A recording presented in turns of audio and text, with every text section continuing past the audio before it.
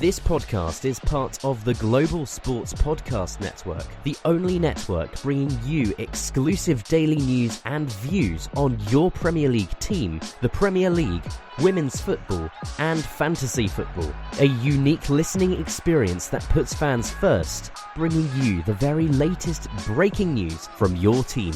Subscribe wherever you get your podcasts and make us your first listen every day. The Global Sports Podcast Network. Every club, every day. Every club, every day. The Global Sports Podcast Network. Hello and welcome to the latest installment of the Daily English Premier League podcast provided to you by Daily EPL team by Global Sports Podcast Network. My name is Michał Czarniecki, coming to you from California, and today our panel will have a slight advantage over our beautiful friends from Europe and from the UK, because there are two guys from America and one from UK. Let's start with Louie Easton, proud Liverpool fan, wearing a Olympique Lyonnais jersey. Why the choice? Yeah. Well, because I was in Lyon this summer and I saw it in a shop and I got it. Also, shout out to the legendary Corentin Tolisso as well. What a baller he was. And I would just like to highlight that Eshan is from the UK. So, we've got half advantage. He just lives over there now. He's lost the accent. And speaking of which, Eshan, coming to you as well from California, more specifically from the great city of LA, Los Angeles. Eshan, how you doing? I'm good. How are we, lads? Better today. How are you, lads? Away the lads. Okay, which part of England would you be from, Eshan? Would it be the northern, the southern? What is it? Well, I'm from Yorkshire. So Yorkshire. Basically the middle, but I was born in London, so I don't know. All over. I would never tell as a continentalist from Europe. I would never tell that you were born in UK. But okay, such is life, guys. Where am I from, lads? That is a great question. I don't know. Maybe Sri Lanka. French city of Lyon, apparently. French city of Lyon, or maybe India. Never mind. So let's kick off. Love that part of Europe.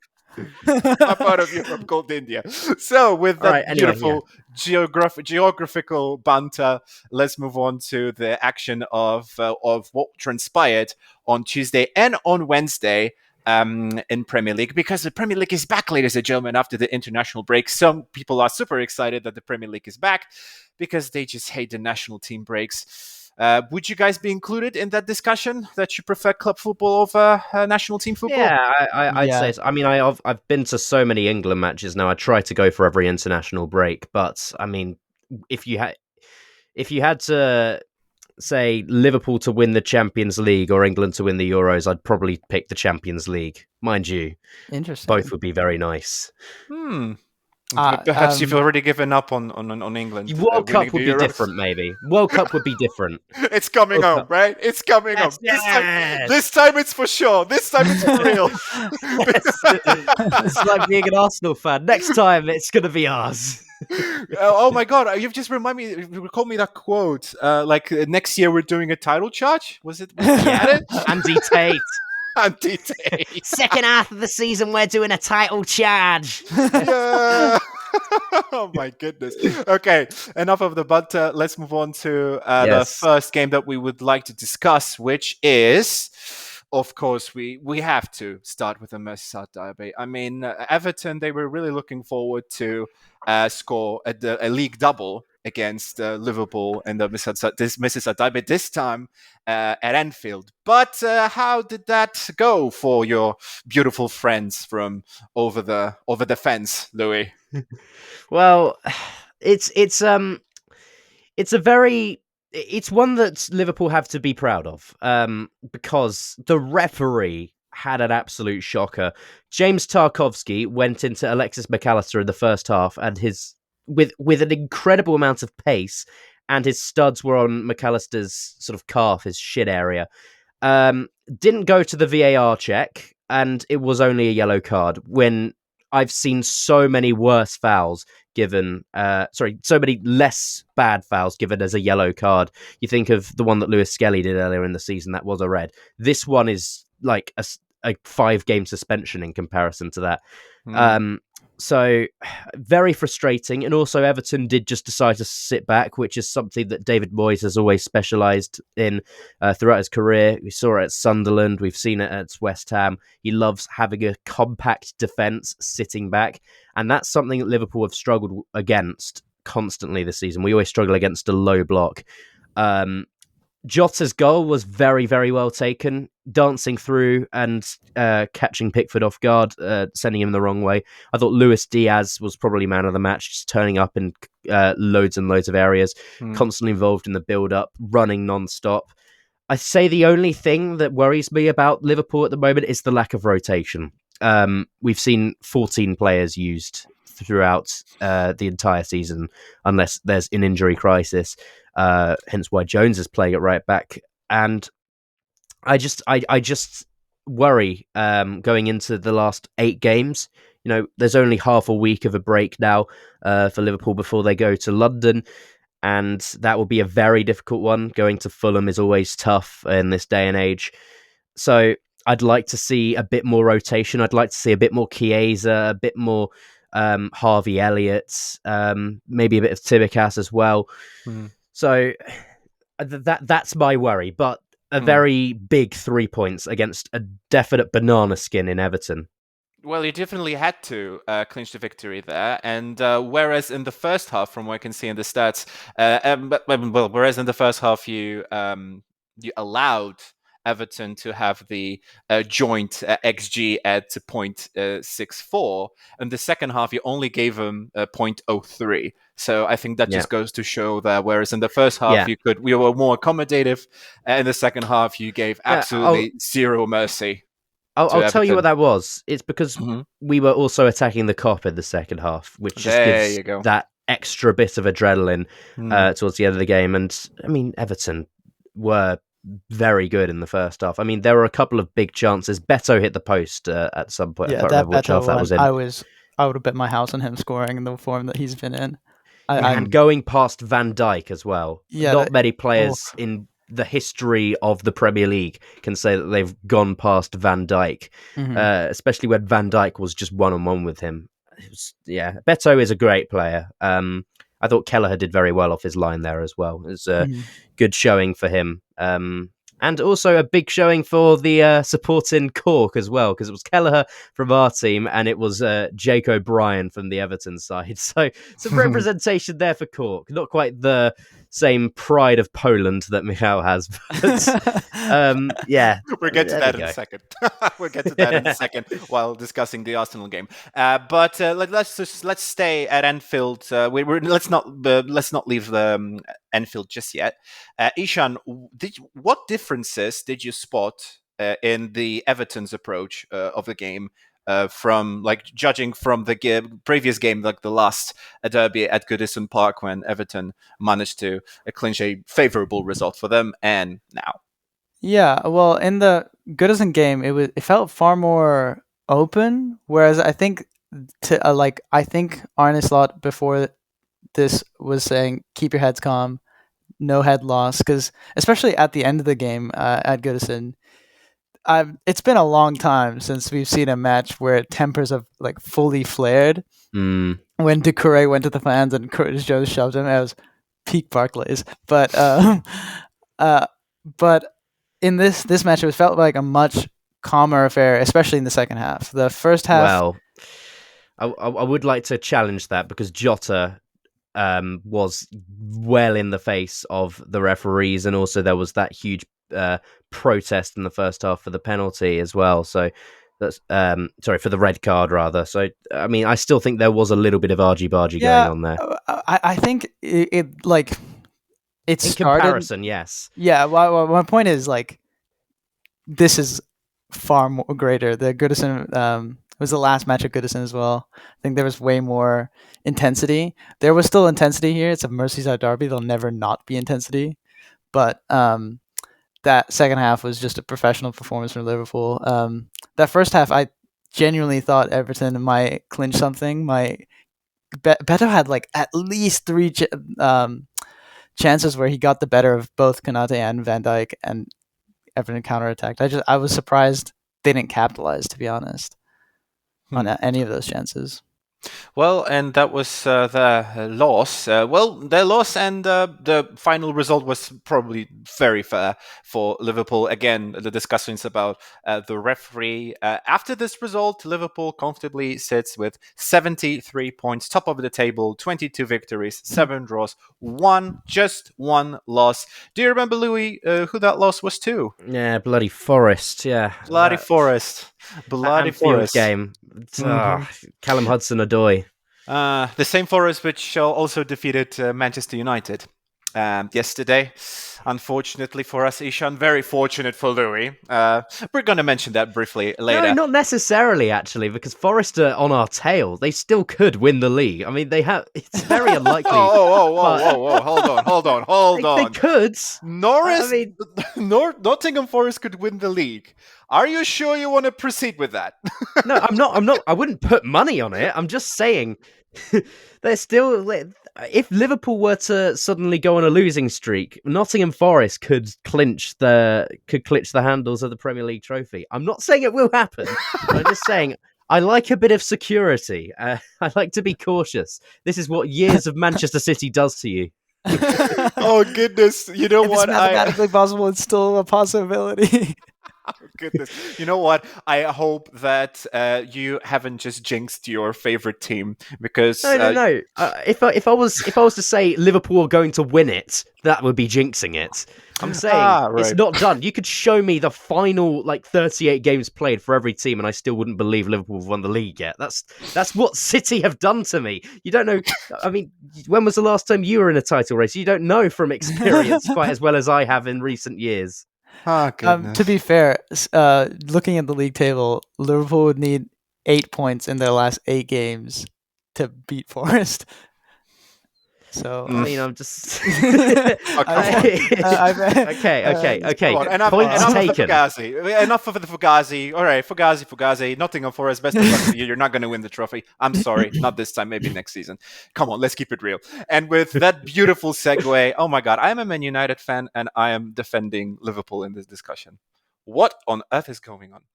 That is a great sign that I really need some supplements to get my head straight. And on that note, let's get some Bioniq there. Beautiful ads for us, GSPN. Let's go. Your body is unique.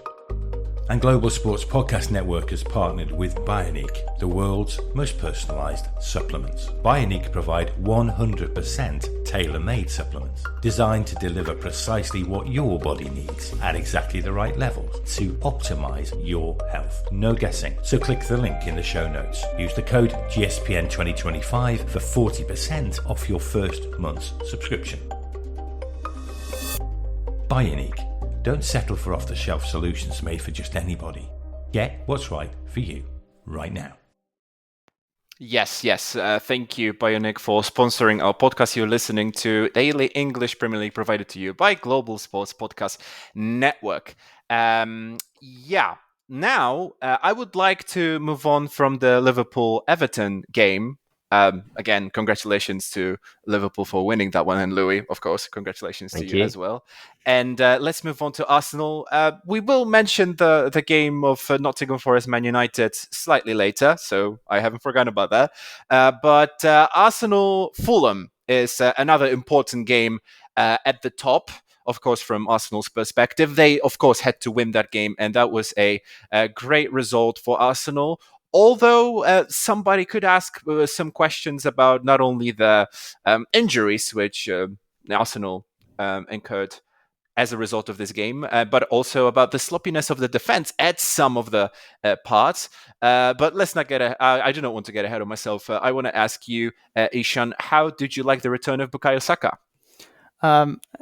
I played my wild card in FPL this weekend, so my FPL is going to be eating for the next few weeks with Bukayo Saka on the team. 7 minutes in after 101 days out, and he's already back on the score sheet. It's just from an England perspective, it's just beautiful to see. It's just he has such consistent output, Saka, and I think he's a joy to watch. I think there's a few wingers that, especially I'm going to say City that play so systematically, and you kind of there's a lack of joy. But with Saka, I always feel like even if he's playing systematically, it seems like he plays with joy and he plays with freedom. And I'm just glad to see him back. Yeah, and I really do not blame you. I mean, Bukayo Saka was that one factor that Mikel Arteta's side was missing for quite a long time. And, well, of course, somebody could say that, of course, like Merino tried to step up and Nwaneri tried to step up as well. Martinelli, like he did a somewhat decent job on the left, but let's face it, I mean, Bukayo Saka with, like Arsenal with Bukayo Saka and Arsenal without Bukayo Saka are two different teams. Louie, your thoughts on that game and especially on the Arsenal situation regarding injuries? I mean, every single time we bring Arsenal, we end up talking about injuries right there. Yeah, I mean, it's plagued their squad this season. It's 4 in 1 week. So Gabriel went off. Yuri and Timber couldn't finish the game. And then there's the question over Calafiori and Ben White as well. But, I mean, that still gave some minutes to your Polish compatriot. Go on, you say his name the proper way. I want to hear the proper Polish way. Jakub Kiwior. Oh, that's wonderful. That is beautiful. So yeah, he got some minutes. But a big worry for Arsenal. They will want Gabriel back. And very annoying for me because I literally just put him in my fantasy team, Eshan. So I wonder who their number one choice of replacement. Maybe it will be Jakub Kiwior. But a good goal for Merino. And a massive return for Bukayo Saka. It will be a headache for Thomas Tuchel going forward with the England squad to decide who to play on the right wing, because you've got Palmer, you've got Saka, you've got Foden still, you've got Bowen as well, all in that slot. And Ethan Nwaneri as well coming through, who I thought had a terrific game as well. Questions over Fulham's attack. I think they missed a couple of sitters. It really couldn't have. It could have not been 3 points for Arsenal. But putting pressure on Liverpool is exactly what Arsenal want to do. Scoring 11 goals in the last 5 matches will definitely do that for them. So I still think it's not done and dusted for Liverpool, and we've seen that from this Arsenal game. Stop laughing. No, I didn't say anything. I don't know what you're talking about. I think it might be directed to me. I'm sorry, because I'm No, it was both of you. I saw smirks from both of you. Yeah. Okay, all right, fine. You know, the reason why I would stop laughing. Okay, you know what? But here's the thing, Louie. The reason why we kind of smirk, and somebody could take it as a very rude, sarcastic smile towards our beloved Louie here. But let's look at the reality, shall we? Arsenal currently in position number 2 with 61 points. If my math is correct, and I'm a humanist, so it might be wrong, but 12 points of advantage by Liverpool. And the remaining games of Arsenal, they will play against Everton, then Brentford, Ipswich, Crystal Palace, and then Bournemouth, Liverpool, and Newcastle. In comparison, Liverpool will be playing, like when Arsenal plays Bournemouth, Liverpool, and Newcastle, Liverpool will play Chelsea, then Arsenal, and Brighton. So, yeah. With that being said, do we really think that Arsenal has a fighting chance with such absolutely schedule? It's the Premier League, of course. That game against Arsenal, if there's a remote amount of possibility that they could still win the league when we play them, can you imagine how much they will fight for that? And may I just say, it's absolutely criminal that game is not being shown on TV in the UK. It's the 3 o'clock kickoff on a Saturday. Absolutely criminal. That is so bad. Chelsea, we still have to go to Stamford Bridge. That's going to be a difficult game for us. Going to Fulham as well after only half a week of rest, and Slot's still refusing to rotate his squad, which I think, that's why I'm worried. I know I spoke about this earlier. I'm sorry. I want to talk more about the other games, but it's the fact that he doesn't rotate. I don't get it. That's why I prefer Klopp. He just rotated, gave everyone a chance. I'm sure Mohamed Salah at the time of Klopp's tenure would absolutely disagree with you, and it was super visible. Oh, he's gone quiet recently, hasn't he? So he didn't do anything against Everton. Shots He left didn't and do right anything at his against face. Everton. Okay, come on. Okay, so is this going to be the discussion of whether Mohamed Salah is on a scoring drought? Is that it? I don't want to talk. I don't want to comment. No comment. Thank you. Come on. All right. So if no comment, then let's move on to Eshan and your thoughts on Arsenal's chances of somehow evening the playing field. Well, Liverpool would have to lose 4, and I repeat 4 out of their last 8 games to have any chance at choking this position. So that is a lot to ask of a team that has not lost in over 200 days. 200. Like, can we really let's just respect. I think something that Liverpool have been doing all season is grinding out results on days when they don't feel great, when everything's going against them. They will still, at worst, come out with a draw. Yeah, we just lost in the League Cup final to Newcastle. But come on, you know what? That's on me. That's on me, Louie, because I predicted that Newcastle wouldn't win it, so I jinxed it. It's on me. You can blame me. Come on, I think we all predicted that. No, I mean that was a bad loss. Sorry, Eshan, you were saying. I don't think that's as bad of a loss. Newcastle's a top team, and they were hungrier on the day. You know, they know how much it meant to their fans, and we saw it afterwards. The fact that we weren't as hungry is what makes it a bad loss, though. I mean, they went out and they just weren't running. Yeah. I'm still salty over that. So, and I think I have every right to be. Yeah. I think it's agreed. A bitter end to the season, considering where we were at the halfway stage, first in the Champions League, first in the Prem. Looking good in the cups. Yeah, so it's that's what gives me a bit of worry. Is there a bit of fatigue going into this? So I think Arsenal have every right to still think that they can. I mean, albeit a very slim chance, but they can maybe grab something. Let's just say Arsenal win every single game for the rest of the season, including against us. And this is a very tired Liverpool team, and one that struggled against Everton. It was a struggle. They weren't as creative. The midfield just wasn't running as much, and there was a lot of sloppiness. I just think that there is still that chance, and until Liverpool can, prove me wrong with a very good performance against anyone, then that will give me a bit of motivation. But this, in the last few matches, that one against PSG when we looked tired, that one against Newcastle where we looked tired at Wembley, and this one against Everton where we scraped a win after suffering in the first half, until I see a change, then I'll believe, okay, this is a team that deserves to win the Premier League. Right now, this team that I'm seeing in these last few matches is not the team that deserves to win the Premier League. It's not the same team. You know what? You're kind of forgetting about one important factor as far as Arsenal's rest of the season may go.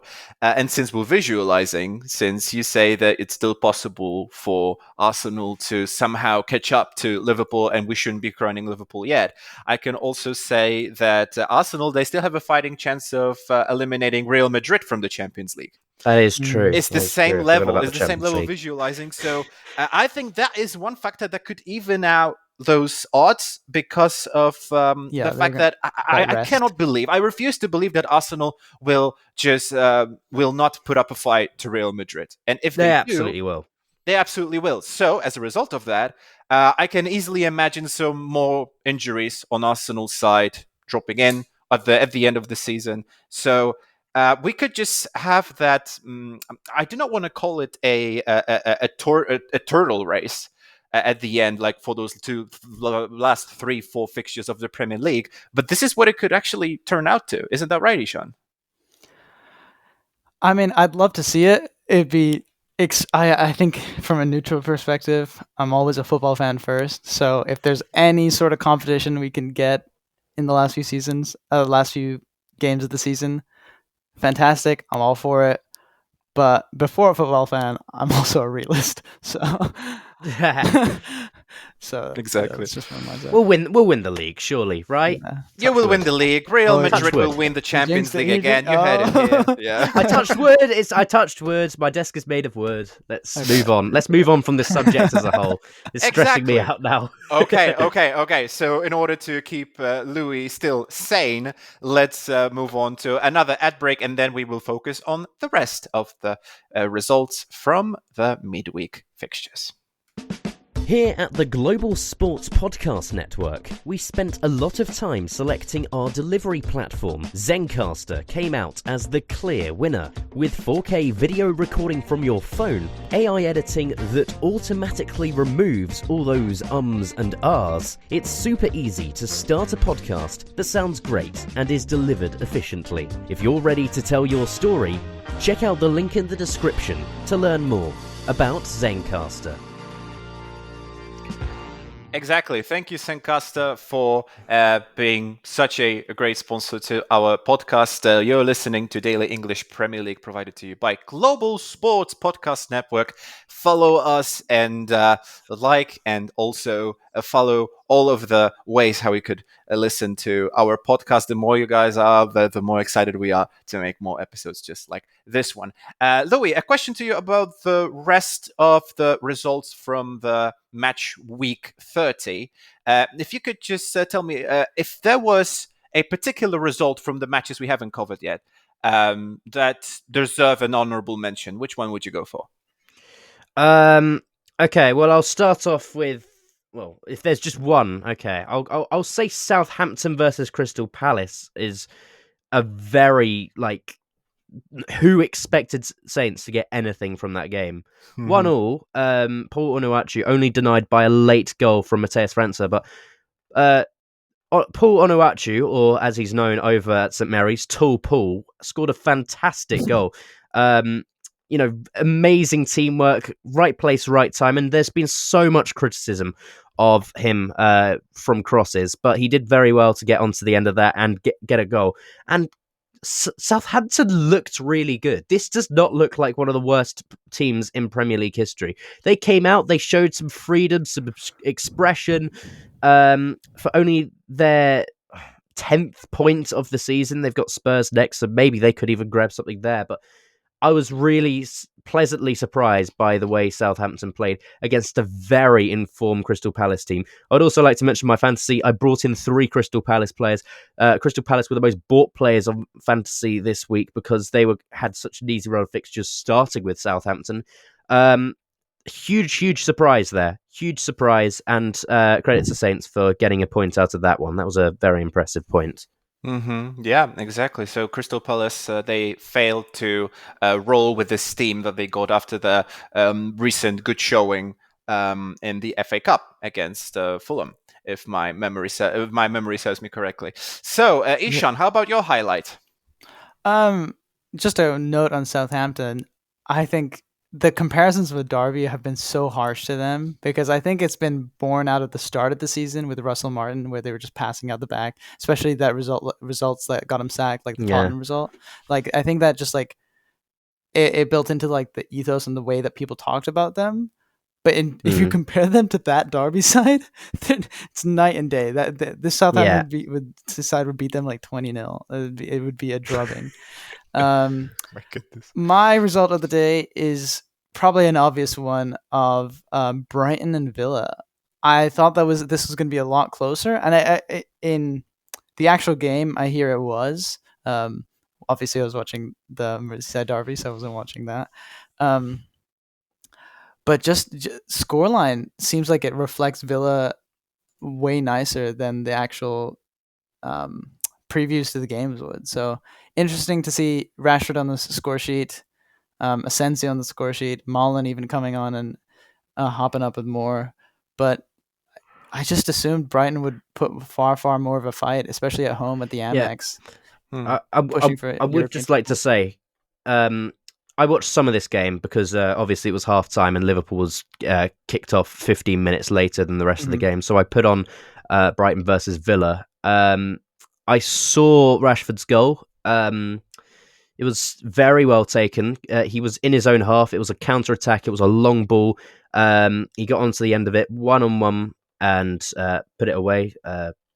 Well, Verbruggen did get a hand to it, so I think he'll be quite disappointed. But then Brighton did get a goal, and it was disallowed, and it was just... I can't get my head around it. The ball came over to, I think it was Matoma. His arms were by his sides. It sort of like hits his shoulder, rolls off his elbow, and then just catches Villa off guard. But, if the ball's coming to you at the side, his arms were down, and it hits him and goes into the right area for a goal. And then it went to VAR. And I just think if that's in any other part of the pitch, that would never be given as a handball. It wasn't given as a handball in real time, and the referee did have a good view of it.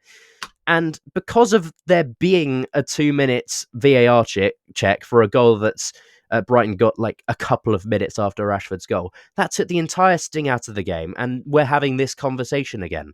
VAR over-interfering with football. And see, that's what annoys me, because Brighton could have got something out of that game, but I think that just sort of deflated them. And yeah, Villa killed it off in the end. Credit to Villa, absolutely, but still I think question marks. The handball rule has been it's just been tweaked in almost meaningless ways in the last few years, where it's like, oh, it has to be if it's right before a goal, it doesn't count, and then the handball would have been 10, 15 seconds way before the goal, and the goal still gets ruled out. I think with VAR, it's over refereeing the game, and with referees are so focused on the letter of the law, but I don't understand why the flow of the game is never mentioned in these. It's always so frustrating to me. It's a real thing. When there's a 2, 3, 4, 5 minute VAR check, and it's especially when it's handball. Okay, there's a little is it handball? Is it not? There's a little gray area. With offsides, it's either on or off. It's quite clear. And if not, give the benefit of the doubt to the attacker. It's pretty simple. And that's the difference between football and other sports as well. Yeah, they just deliberate and they deliberate. Yeah, and it seems to me like it's a bit of power tripping with the referees. Now they have all this control, but also, devil's advocate, they want to just get the decision right, and they're so focused on that. I've been saying this for years. I don't understand why there's no challenge system in place. Why it isn't down to the clubs to actually challenge things, because then the clubs can't complain if they didn't challenge it. But Arteta can say whatever he wants after the game, but if he didn't do it in the game and he didn't say something in the game, he clearly didn't think it was important enough to challenge. Well, that could actually be a good idea, because in volleyball it works perfectly. And if somebody wants to present a counter argument, that would just prolong the game. It's already prolonged, especially in the Premier League, when you have to wait at least 5 minutes for the VAR assistants to just draw the line instead of using the semi-automated offside. Yeah, exactly. They're bringing that in next week, I think, or the week after in the Premier League. So that'll be a good addition. Well, I guess one thing that we could say about this was no, not boom, like Jurgen Klopp would say, but finally, were they bringing semi-automated offside? Okay, so we touched on Brighton and against Aston Villa, also Southampton and their draw against Crystal Palace. What about the other results? Wolves. Somebody would say that maybe hardly comfortable win over West Ham, just 1-0, but nevertheless, a very important win for Wolverhampton. I promised that we would speak just a little bit about Nottingham Forest winning 1-0 against Man United. Eshan, on that note, before we started recording, you said that you actually saw some good positives, of course. Positives about Man United. More positives game. In the fact that there's something to build on now. I think so much of this season, it's genuinely looked hopeless. Where you look at the team, I think we were just talking about Southampton. That game against Southampton, if Amad Diallo wasn't there, it would have been such a probably the worst point in this entire season, which says quite a lot with how. Anywho, Exactly. Okay, I was just waiting for you to finish the thought. Yeah. So Nottingham Forest, they clinched the 3 points at home, which was pretty important. Which basically, thanks to that important victory, they moved closer to second Arsenal. They now sit on third, Louis. Very, very lucky as well, Nottingham Forest, that Murillo exists, because he was the sole reason that they got the 3 points. Him being on that line for that last-ditch chance for Rasmus Højlund. A couple of good chances for Harry Maguire at the end as well, who went up front. And there was that one that just was sort of behind his massive, massive head that he couldn't quite guide in. And I just absolutely thought it was hilarious seeing him up front. It's just, I don't watch United much, but I can't imagine that's happened too many times before. Maguire is one of our best strikers. Always, free kick, a chaotic cross, and he just heads it in. Maguire was also the one with the goal line clearance.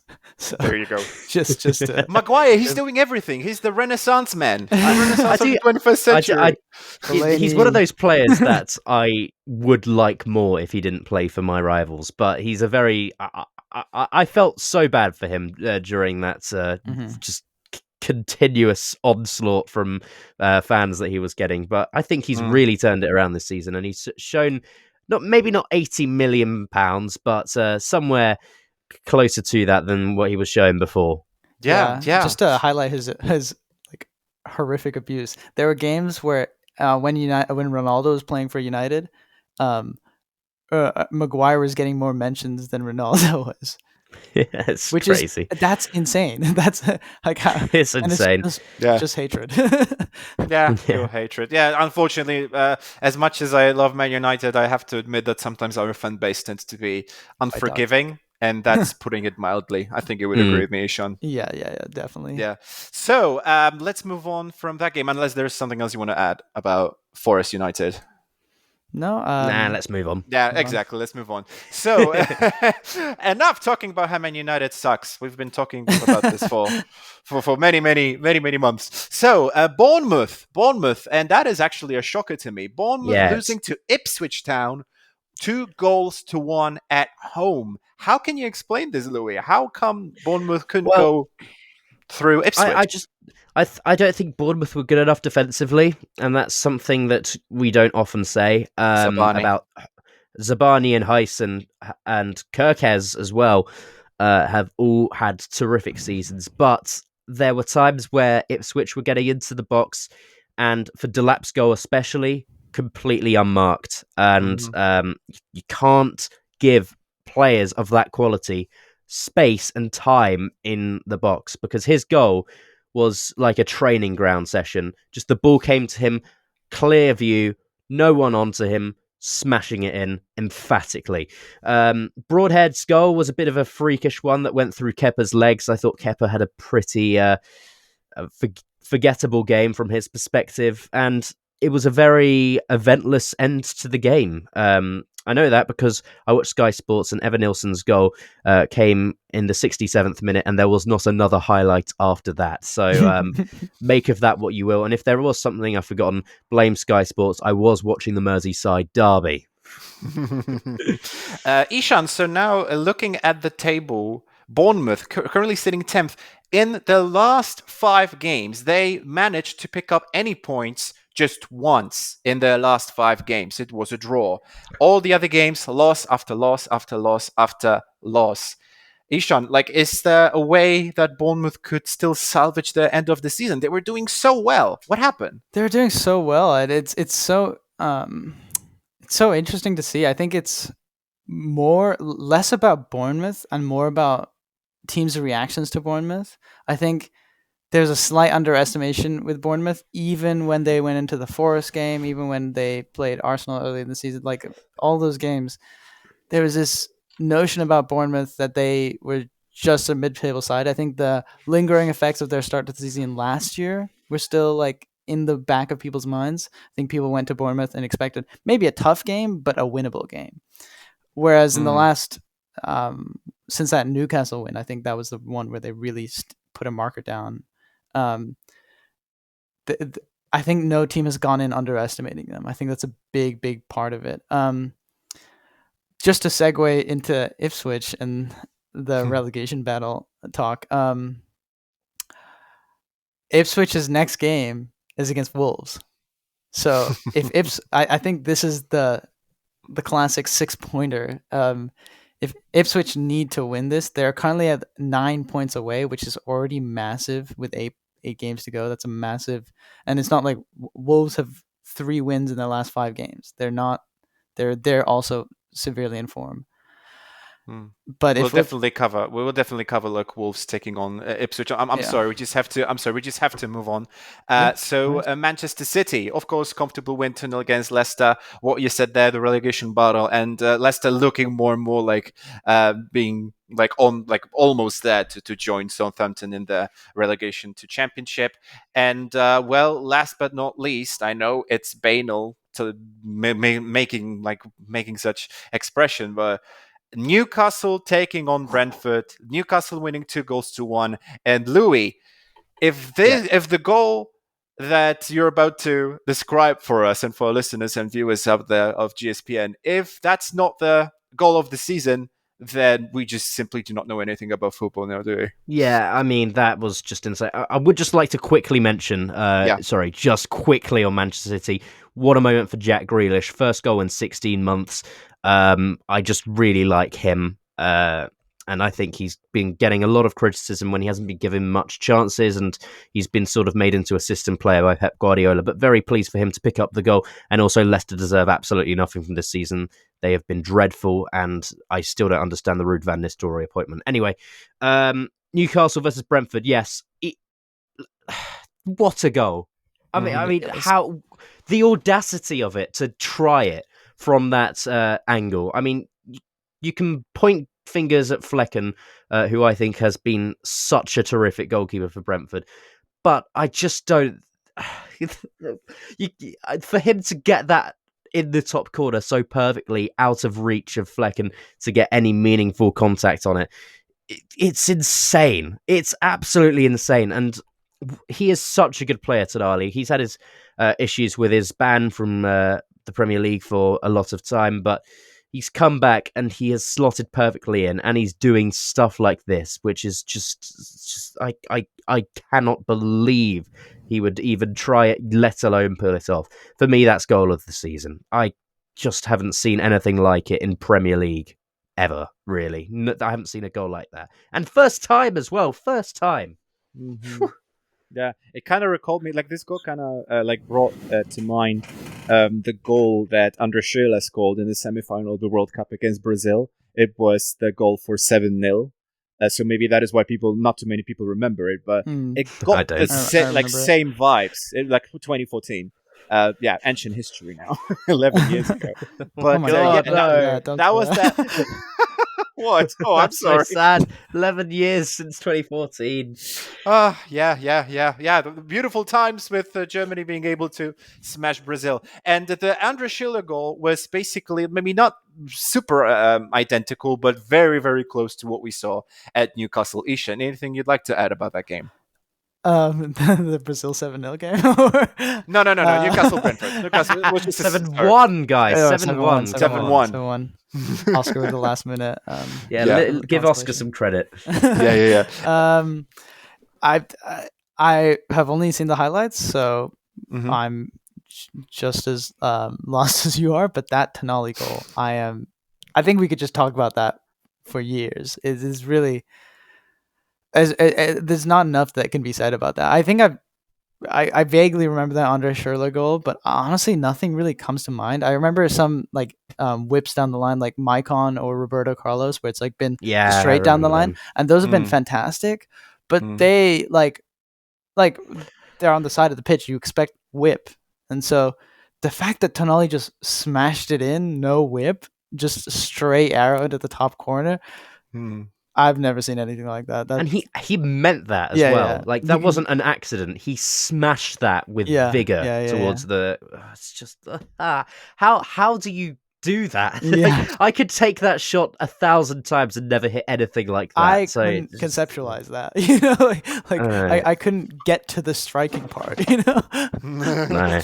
You know what, guys? I will just use the cliche of every single pundit ever who has ever existed on the face of this earth. That is why we are not footballers. We are podcasters, journalists who cover the game, and we are not getting paid obscene amount of money for kicking the ball about and around. Not as much as them, that's for sure. Absolutely. So with that being said, we've covered all the games which happened, and we can just have one quick mention of what is about to happen, which is going to be another London Derby game. Chelsea taking on Tottenham. What are your predictions for this? Well, because of the history of the English football, huge derby. Yeah, I'd be interested to see how Chelsea line up if they stick with Reece James in that midfield role, which I'm still amazed that they've tried it for so long. I'd be interested to see if Jadon Sancho starts as well.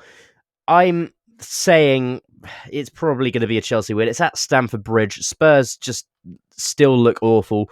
And I can't imagine Ange being in charge for too much longer. Granted, he's had his own injury issues, but I just don't. I can't see Spurs getting much from this game. At most for Spurs a draw, but I'm probably going to say 3-1 to Chelsea in this one. Pretty cool. Pretty cool prediction, I gotta admit. Eshan, your prediction for what's about to happen at Stamford Bridge? I hate that I was about to say 3-1 as well, so I can't say it. It's like the cardinal rule of predictions. Is like you can say it. No, it just compliments me, if anything. Yeah, I can't see Spurs mustering something together. That being said, I think Spurs do play the best against the big teams because it just provides the open game. I think this is going to be a fantastic game. The Tottenham-Chelsea games in the last few seasons have been fantastic. I think this will be more akin to maybe like the Chelsea City game last year where it was like 4-4. I could see something crazy happening at this game. Maybe, yeah, that's a good point. So I'll go 4-3 Chelsea, you know, the flip of I guess it's the same result, but you gonna put money on it? Probably not. We'll see who's gonna come on top as far as predictions go, and we will also find out, but we will find out about it tomorrow. Who came on top of the special episode, 100th episode of Daily English Premier League, which was the international break extravaganza. The reason why we called it that way was because we recorded during the international break. Both Louie and Eshan took part in this quiz, maybe without any spoilers, but how do you think? How will our viewers and listeners enjoy that 100th episode?